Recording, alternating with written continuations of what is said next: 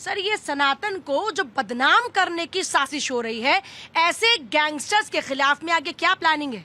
देखिए पूजा जी, सर्वप्रथम तो मैं आपको बताना चाहता हूं कि जो उत्तर प्रदेश की जो जिस घटना की आप चर्चा कर रही हैं उसको लेके मुझे ये लगता है कि दो महाराजाओं के साथ जिस तरीके से जो शूटर मारे गए हैं उनको जोड़ना एक तो मीडिया के मेरे ख्याल से उचित नहीं है। दूसरी बात, नहीं, शूटर्स को नहीं जोड़ रहे हैं जी, बात ये कर रहे हैं कि हाँ, लेकिन ये बदनाम करने की बात हुई ना कि महाराज जी को किसी ने कुछ बोला तो आप कौन होते हैं कि आप आके यहाँ पर आप गोलियां चलाएं? निश्चित तौर पे पूजा जी, मैं उसी पर आ रहा था। जिस तरीके से हम कह रहे थे, लगातार हम कह रहे हैं कि विगत 8 वर्षों से उत्तर प्रदेश में हमारी सरकार है और जिस तरीके से हमारी सरकार ने काम किया है और इस पूरे प्रकरण की जांच पुलिस कर रही है, 5 टीम पुलिस की लगी हुई है और उत्तर प्रदेश के मुख्यमंत्री ने उनके पिताजी से, खुशबू पटानी के फादर से, जो कि पुलिस के पदाधिकारी भी रहे हैं, उनसे भी उन्होंने बात किया और उनको आश्वासन दिया था। 12 तारीख की घटना हुई, 12 तारीख के बाद 1 हफ्ते भी नहीं हुए। अभी पूजा जी मैं बताना चाहता हूं, अभी आधे घंटे पहले दिल्ली पुलिस ने भी 2 लोगों को गिरफ्तार किया है और हमारी सरकार इस तरह के किसी भी हरकत को बख्शने नहीं जा रही। और जहां तक सनातन की आप बात कर रहे हैं,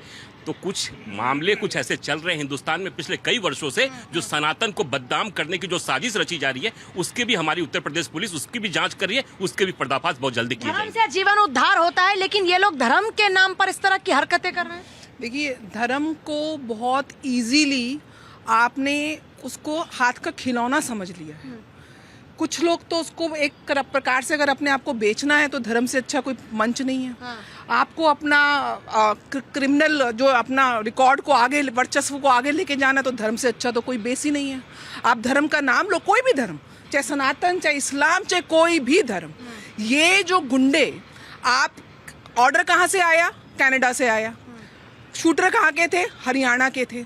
लोग कौन थे? जो जिन्होंने ऑर्डर दिया, जिनके पास 35 मर्डर के केसेस हैं, दुनिया भर के मतलब क्रिमिनल रिकॉर्ड्स हैं। आपने सनातन को अपनी गद्दी समझ ली कि आप सनातन को टारगेट करके सनातन के नाम से किसी के ऊपर भी कोई भी अराजकता देश के अंदर फैला सकते हो। सनातन को केवल ये कुछ मुट्ठी भर गैंगस्टर्स उसको अपना वर्चस्व स्थापित करने के लिए, आपने अगर सनातन की सेवा करनी है, आप सनातनी हो, आपको बंदूक उठाने की क्या आवश्यकता है? सनातन तो सर्व सुखिना भवंतु की बात करता है, वो तो सभी लोगों के लिए सद्भावना की बात करता है। और अगर आपको किसी को लेसन देना है, क्या बंदूक इज द राइट वे? आप उसको तरीके से लेसन दे सकते हो। पहली चीज, सबसे पहले आप अपना क्राइम त्याग दो, सबसे सरेंडर कर सरेंडर। आपको जब एनकाउंटर हुआ, आप ये कह रहे कि एनकाउंटर हुआ, गोली चला दी, आपने ये नहीं देखा कि उन्होंने रिवर्स में पुलिस वाले पे गोलियां चलाई। अगर पुलिस के जवान शहीद हो जाते, वो आपको मंजूर था कि गैंगस्टर पुलिस के जवान को एनकाउंटर में शहीद कर दे, ये मंजूर है सिर्फ उसने क्योंकि वहां पे किया। आपको अराजकता, योगी जी का 0 टॉलरेंस है अगेंस्ट क्रिमिनल्स।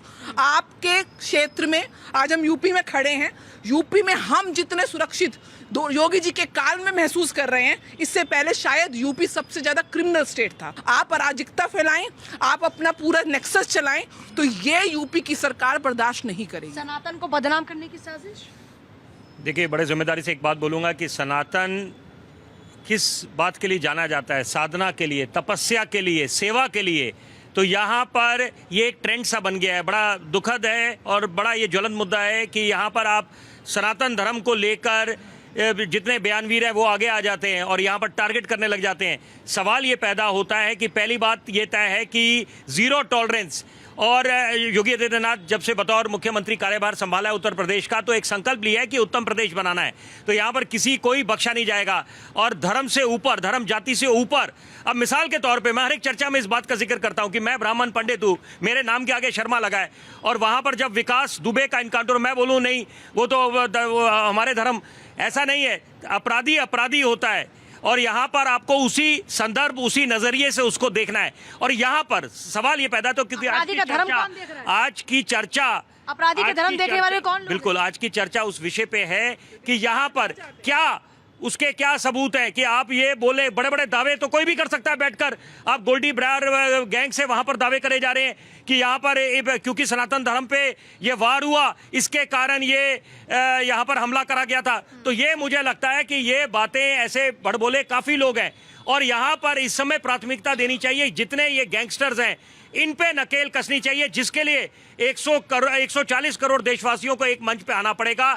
यहाँ पर किसी तरह की राजनीति नहीं होनी चाहिए, वो ज्यादा गंभीर मुद्दा है। धर्म को बदनाम करने की साजिश हो रही है और ये सिर्फ एक धर्म की बात नहीं है। हाँ पूजा क्या जी, धर्म चोला बन चुका है? हाँ पूजा जी देखिए, सबसे पहले मैं कहता हूँ कि हम लोग मज़हब इस्लाम को मानने वाले भारतीय हैं और देखिए हम अपने भारत से बेइंतहा मोहब्बत करते हैं, हम अपने सूफी संतों से मोहब्बत करते हैं, साधु संतों से मोहब्बत करते हैं। लेकिन जिस तरीके से यहाँ पर साधु संतों को या बदनाम करने की कोशिश करी जाती है तो देखिए ये गलत है, इस तरीके का मामला नहीं होना चाहिए।